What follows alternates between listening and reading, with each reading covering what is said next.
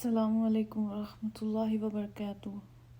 معاملات رسول صلی اللہ علیہ وسلم۔ نبوت کا مقصد۔ پیغمبر مختلف قوموں میں مبعوث ہوتے ہیں، ان سب کا بنیادی مقصد یہ ہوتا ہے کہ انسانوں کی زندگیوں کو سنوارا جائے اور معاشرے کی اصلاح کر کے اسے اللہ کے قانون کا پابند بنایا جائے۔ حضور اکرم صلی اللہ علیہ وسلم کو بھی یہی مشن سونپا گیا، جس میں وہ خالق اور مخلوق دونوں کے سامنے سرخرو ہوئے۔ ارشاد ربانی ہے، در حقیقت اہل ایمان پر اللہ نے یہ بہت بڑا احسان کیا ہے کہ ان کے درمیان خود انہی میں سے ایک ایسا رسول اٹھایا جو اس کی آیات انہیں سناتا ہے، ان کی زندگیوں کو سنوارتا ہے، ان کو کتاب اور حکمت کی تعلیم دیتا ہے۔ حالانکہ اس سے پہلے یہی لوگ صریح گمراہیوں میں پڑے ہوئے تھے۔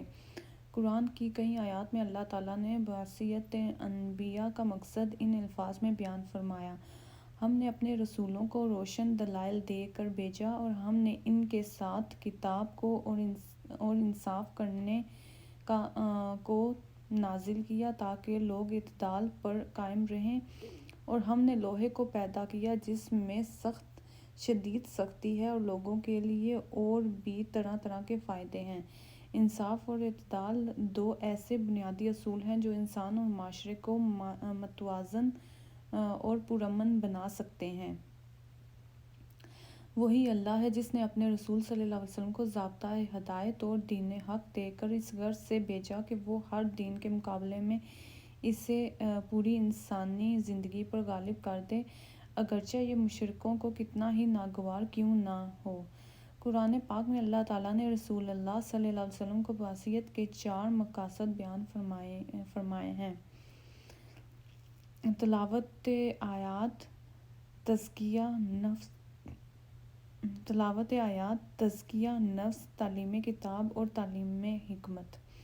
سورۃ جمعہ کی آیت نمبر 2 میں ارشاد ہے، وہی ہے جس نے امی لوگوں میں انہی میں سے ایک رسول بھیجا جو ان کے سامنے اس کی آیات کی تلاوت کرے اور ان کو پاکیزہ بنائے اور انہیں کتاب و حکمت کی تعلیم دے، جبکہ وہ اس سے پہلے کھلی گمراہیوں میں پڑے ہوئے تھے۔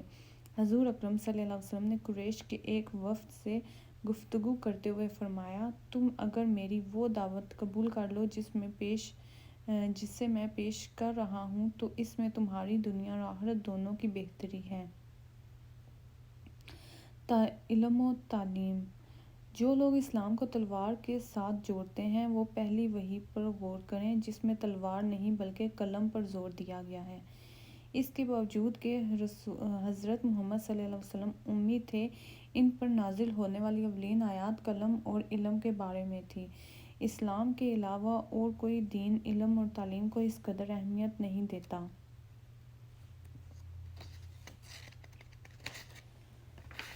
پہلی وحی کے ذریعہ نازل ہونے والی آیات کی بنا پر مسلمانوں کے ایک گروہ نے تعلیم کو واجبات دین میں سے قرار دیا۔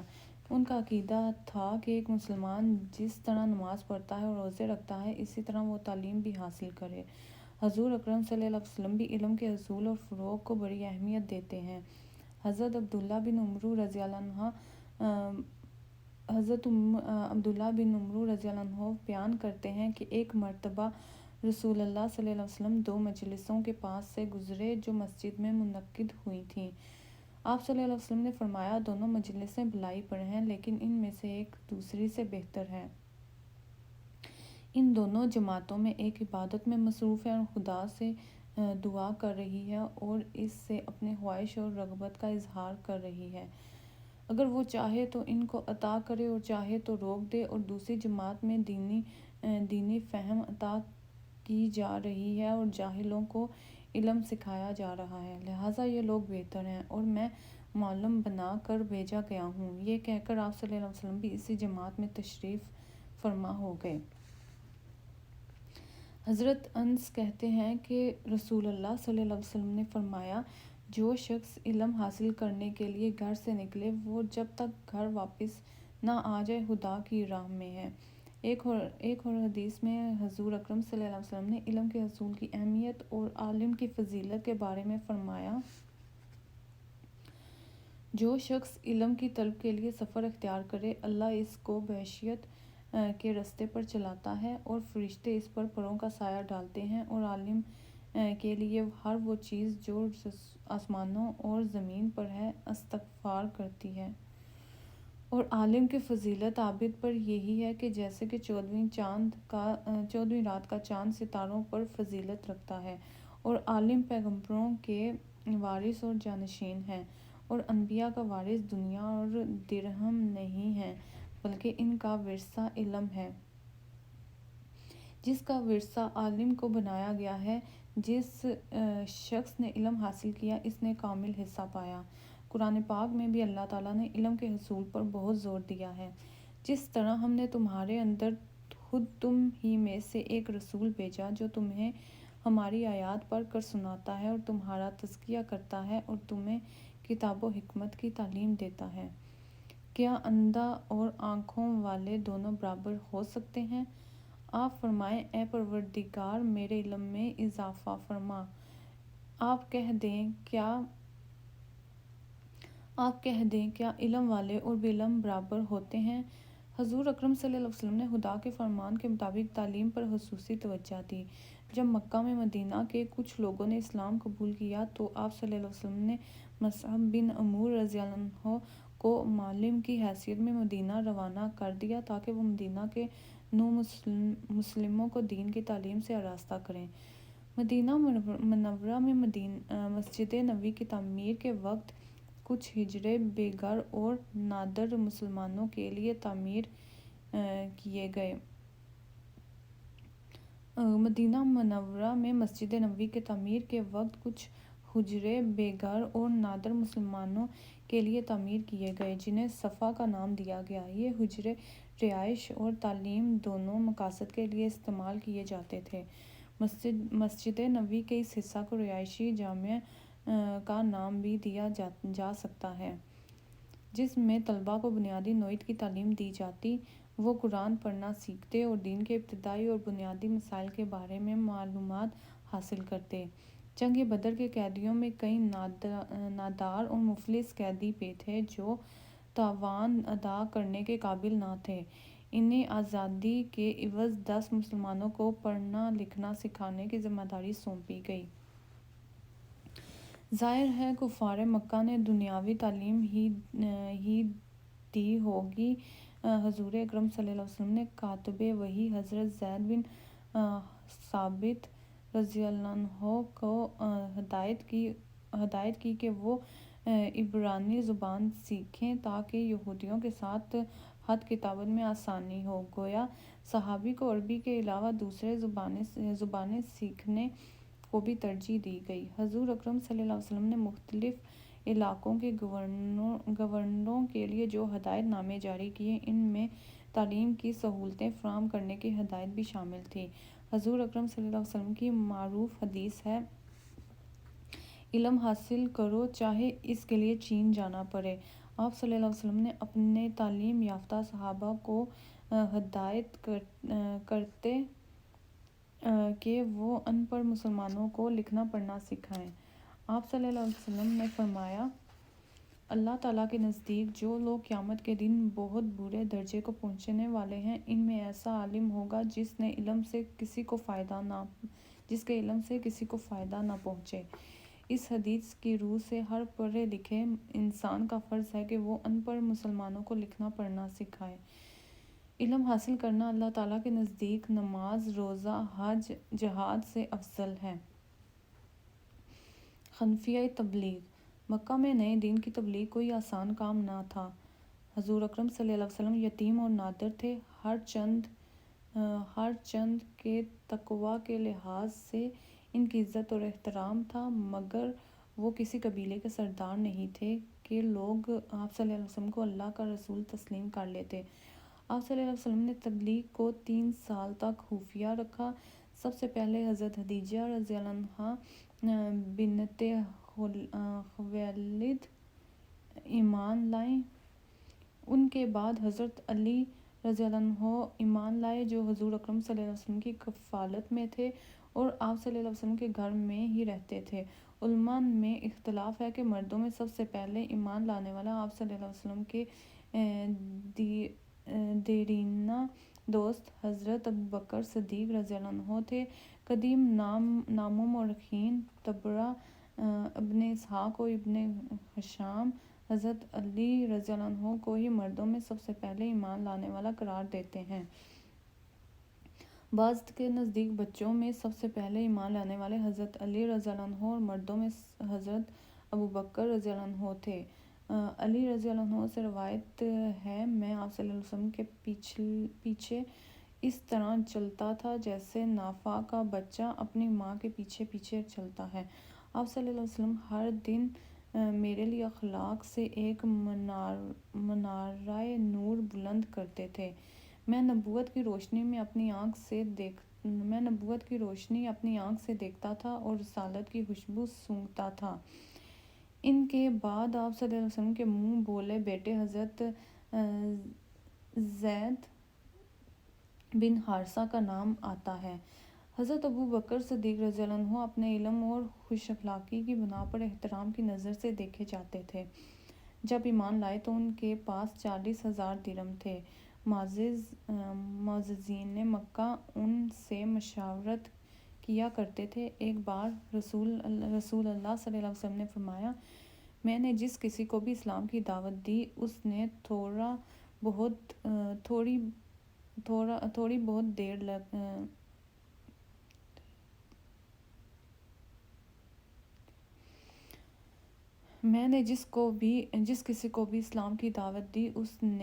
تھوڑی بہت دیر کی سوچ بچار کی، مگر جب میں نے ابوبکر صدیق رضی اللہ عنہ کو دعوت دی تو انہوں نے فوراً اسلام قبول کر لیا۔ حضرت ابوبکر صدیق رضی اللہ عنہ کی ترغیب اور ہدایت پر حضرت عثمان، حضرت زبیر، حضرت عبد الرحمن بن عوف، حضرت سعد بن ابن وقاص اور حضرت طلحہ رضی اللہ عنہ ایمان لائے۔ ان صحابہ کرام کی وجہ سے مکہ میں اسلام پھیلا اور مسلمانوں کی تعداد میں اضافہ ہوتا چلا گیا۔ تب مسلمان چھپ کر نماز ادا کرتے تھے۔ ایک دن آپ صلی اللہ علیہ وسلم حضرت علی رضی اللہ عنہ کے ساتھ نماز ادا کر رہے تھے کہ اتفاق سے جناب ابو طالب نے ان کو دیکھ لیا اور نماز کے بعد حیران ہو کر پوچھا کہ یہ کون سا دین ہے؟ آپ صلی اللہ علیہ وسلم نے فرمایا، ہمارے دادا حضرت ابراہیم علیہ السلام کا یہی دین تھا۔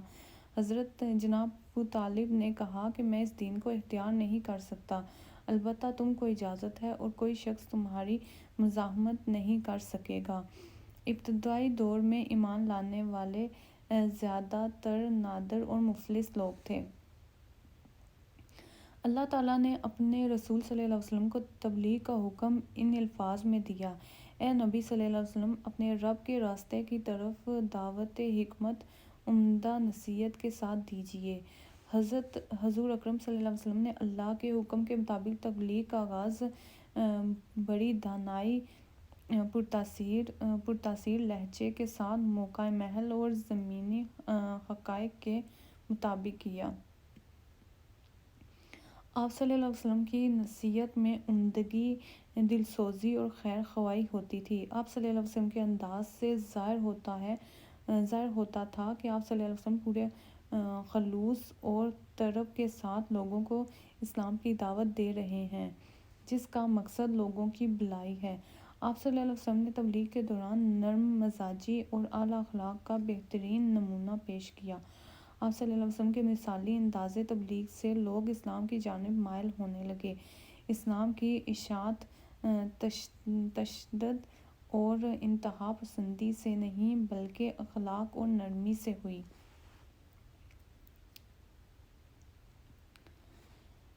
ایک مرتبہ رسول اللہ صلی اللہ علیہ وسلم کی مجلس میں مکہ کے چند سردار بیٹھے ہوئے تھے اور حضور اکرم صلی اللہ علیہ وسلم نے ان کو اسلام قبول کرنے پر آمادہ کرنے کی کوشش فرما رہے تھے۔ اتنے میں عبداللہ ابن مکتوم رضی اللہ عنہ نامی ایک نابینا آپ صلی اللہ علیہ وسلم کی خدمت میں حاضر ہوئے۔ آپ صلی اللہ علیہ وسلم سے اسلام کے بارے میں سوال پوچھنا چاہا۔ آپ صلی اللہ علیہ وسلم کو ان کی مداخلت ناگوار گزری اور آپ صلی اللہ علیہ وسلم نے ان سے بے رخی برتی۔ اس پر اللہ تعالیٰ کی طرف سے ایک آیت نازل ہوئی۔ ترس شروع ہوا اور بے رخی بڑھتی اس بات پر کہ وہ اندھا اس کے پاس آ گیا۔ اے نبی صلی اللہ علیہ وسلم، تمہیں کیا خبر شاید کہ وہ سدھر جائے یا نصیحت پر دھیان دے، اور نصیحت کرنا اس کے لیے نافع ہو۔ جو شخص بے رخی برتتا ہے تم اس کی طرف توجہ کرتے ہو، حالانکہ وہ نہ سدھرے تو تم پر اس کی کیا ذمہ داری ہے؟ اور جو خود تمہارے پاس دوڑا آتا ہے اور ڈر رہا ہوتا ہے، اس سے تم بے رخی برتتے ہو؟ ہرگز نہیں، یہ تو ایک نصیحت ہے، جس کا جی چاہے اسے قبول کرے۔ جب ایک داعی اپنی دعوت کا آغاز کرنے لگتا ہے تو اس کا فطری رجحان با اثر لوگوں کی جانب ہوتا ہے تاکہ وہ دعوت قبول کر لیں اور کام آسان ہو جائے۔ رسول اللہ صلی اللہ علیہ وسلم کا مقصد ہرگز بڑے کی عزت اور ادنا کی تحقیر نہ تھا، البتہ اللہ تعالیٰ نے اپنے رسول صلی اللہ علیہ وسلم کی رہنمائی کی کہ دعوت کے نقطہ نظر سے ہر وہ انسان اہمیت رکھتا ہے جو طالب حق ہو، چاہے وہ کیسا ہی کمزور، بے اثر اور معذور ہو، اور ہر وہ شخص غیر اہم ہے جو حق سے بے نیازی برتے، خواہ وہ معاشرے میں کتنا ہی بڑا مقام رکھتا ہو۔ اللہ تعالیٰ کی ایک آیت میں حضور اکرم صلی اللہ علیہ وسلم کی نرم مزاجی کی تعریف فرمائی۔ اے پیغمبر، یہ اللہ کی بڑی رحمت ہے کہ تم ان لوگوں کے لیے بہت نرم مزاج واقع ہوئے ہو، ورنہ اگر کہیں تم تندخو اور تنگ دل ہوتے تو یہ سب تمہارے گردوپیش سے چھٹ جاتے۔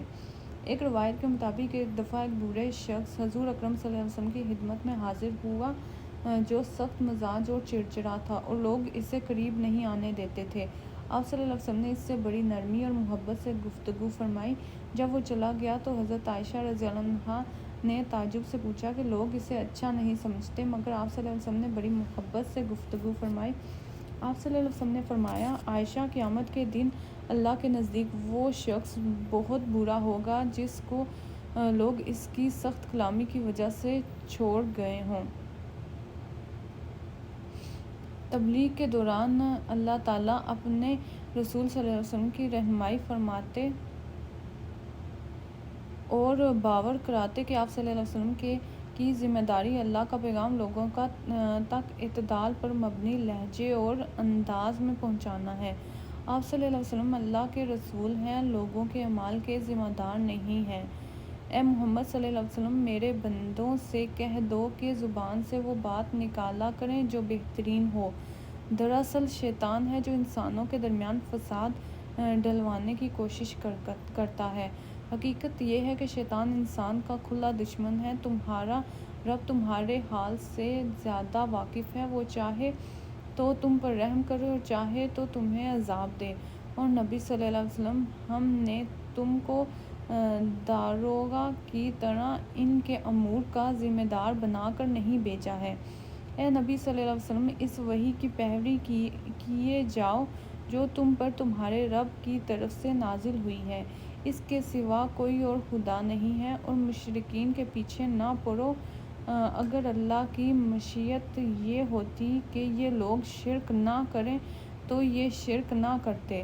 تم کو ہم نے ان پر پاسباں مقرر نہیں کیا ہے اور نہ تم ان کے امور کے ذمہ دار ہو۔